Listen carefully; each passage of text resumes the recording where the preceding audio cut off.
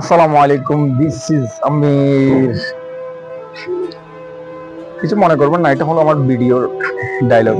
আছে না, এক একজনের ভিডিও এক এক রকম। আজকে আপনাদের জন্য একটি গল্প থাকবে। আপনারা তো জানেন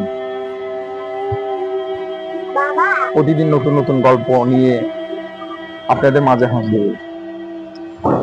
আজকের গল্পটাও অনুপ্রেরণামূলক, শিক্ষা যে এখান থেকে শিক্ষা নেওয়ার নিবে, আর কেউ যদি না নেওয়ার দরকার নেই। যাই হোক, শুরু করব আজকের গল্পটি। আপনার যদি সঙ্গে থাকেন আমি শুরু করতে পারি। আজকের গল্পটি, একটি গ্রামে একজন চাষি ছিলেন।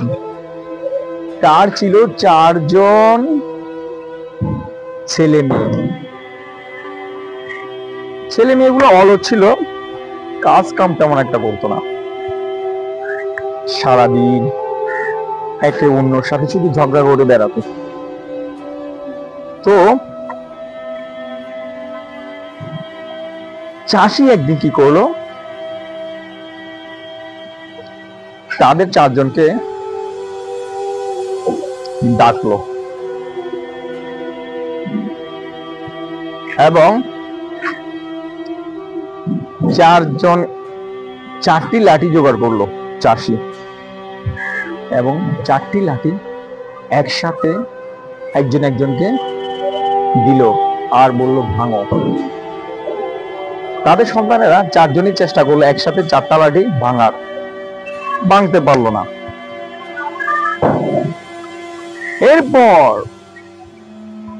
এরপর চাষি কি করলো, তাদের একজনকে একটি লাঠি দিল। এরপর চাষি বলল ভাঙো। এবার তারা নিমিষে ভেঙে ফেললো, খুব সহজে। তখন চাষি বলল, তোমরা যে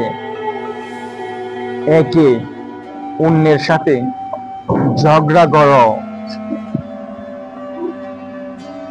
আলাদা হয়ে থাকো, এতে করে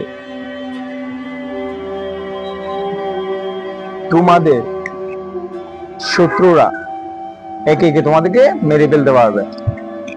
আর যদি তোমরা একসাথে থাকো, ঝগড়া না করো, তাহলে তোমাদের ক্ষতি কেউ করতে পারবে না। আমরা এরকম অনেক সমাজে, বাড়িতে, গ্রামের বাড়িতে বিশেষ করে হয়, সামান্য জায়গা সম্পত্তি নিয়ে ভাইদের মধ্যে মারামারি হয় না? এই জিনিসগুলো কিন্তু অন্য খাটপেটের সুযোগ নিয়ে নেয়। যেমন ভাইদের মধ্যে মারামারি শ্বশুর বাড়ির লোকজনে লাগায়, কিন্তু এরা কিন্তু সুযোগ নিয়ে নেয়। পরবর্তীতে যখন ভাইরা আলাদা হয়ে যায়, তখন কিন্তু ওই শ্বশুর বাড়ির আলাদা লোকজন কিন্তু সুযোগ নেয়, মনে রাখবেন। সুতরাং এই গল্প মাছ থেকে আমরা কি শিখতে পেলাম? ভাই বড় ধন, রক্তের বাঁধন কোনোদিন ছেড়ে দিয়ে না গো। যাই হোক, আমি এই পুরো অংশটা পারি না। সো এমন সুন্দর গল্প পেতে হলে আমাকে ফলো করবেন, লাইক কমেন্ট শেয়ার করলে আমি একটু আরো উদ্বুদ্ধ হব, আপনাদের জন্য নতুন নতুন গল্প নিয়ে আসার চেষ্টা করব। আজকে এই পর্যন্ত। আসসালামু আলাইকুম।